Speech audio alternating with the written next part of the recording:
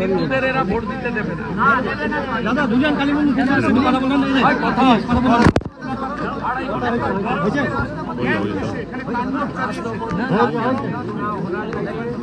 এই তো মুর্শিদাবাদ, মালদা, সাউথ চব্বিশ পরগনা, कुचबिहार तो हिंदू जहाँ माइनॉरिटी है ये लोग को वोट डालने नहीं देते।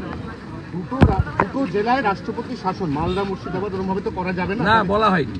গোটা রাজ্যেই ইলেকশন কমিশন অফ ইন্ডিয়া রাষ্ট্রপতি শাসনে নির্বাচন করুন, নইলে 50% নিচে যেখানে আছে সে সিতাই হতে পারে, দিনাটা হতে পারে, ক্যানিং হতে পারে, ভাঙড় হতে পারে, মিনাখা হাড়োয়া হতে পারে, ফরাক্কা, কালিয়াচক, সুতি, শামশেরগঞ্জ হতে পারে। হিন্দুদের এরা ভোট দিতে দেবে না।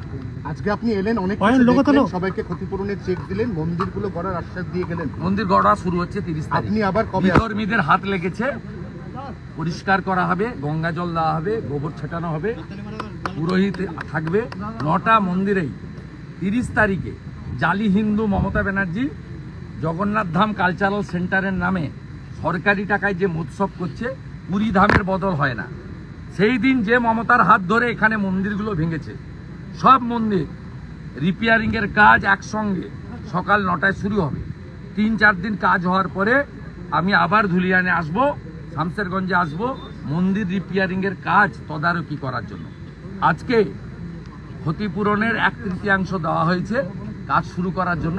বাকি টাকাও আমরা বলেছি সরকার তৃণমূলের কাছ থেকে নিতে না, আমরা দেব। এবারে এটার ড্যামেজ কন্ট্রোল কি দীঘার মন্দিরটা, জগন্নাথ মন্দিরটা আগে থেকে করেছে। ওর ভীষণ হিংসা, ও রাম মন্দিরের সঙ্গে করেছে। ওর বলছি তো, যদি পুরীধাম করতে চান, পুরীধামের গেটে লেখা আছে হিন্দু ব্যতীত সকলের প্রবেশ নিষেধ। আমরা দেখতে চাই জগন্নাথ গেটে লিখুন, কোমরে জোর আছে তো, যেখানে হিন্দু ছাড়া আর কেউ ঢুকতে পারবে না। পুরীর গেটেই তো লেখা আছে 4টে ভাষাতে, যেখানে সনাতন ধর্ম হিন্দু ছাড়া বাকি সকলের প্রবেশ নিষেধ। আর হিন্দুদের কোনো মন্দির সরকারি টাকায় হয় না। আমরা রাম মন্দির করেছি, গোটা পৃথিবীর হিন্দুরা 3500 কোটি টাকা বিশ্ব হিন্দু পরিষদকে তুলে দিয়েছিলাম, 2200 কোটি টাকায় মন্দির হয়েছে। এখানেও যে মন্দিরগুলো রিপেয়ারিং হচ্ছে, ধুলিয়ানে 9টা মন্দির আমার ব্যক্তিগত রোজগারের টাকা থেকে আমি দিয়েছি। এটা সরকারি টাকা, পার্টির টাকায় হয় না। মমতা ব্যানার্জি একটা জালি হিন্দু।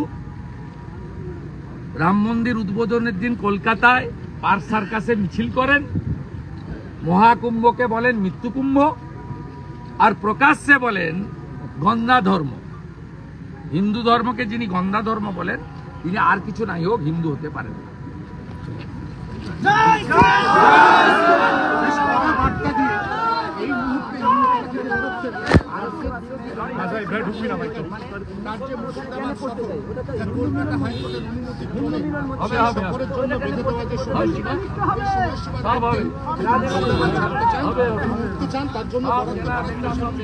এবং ঠিক সেই কারণেই প্রথমে শামশেরগঞ্জ, তারপর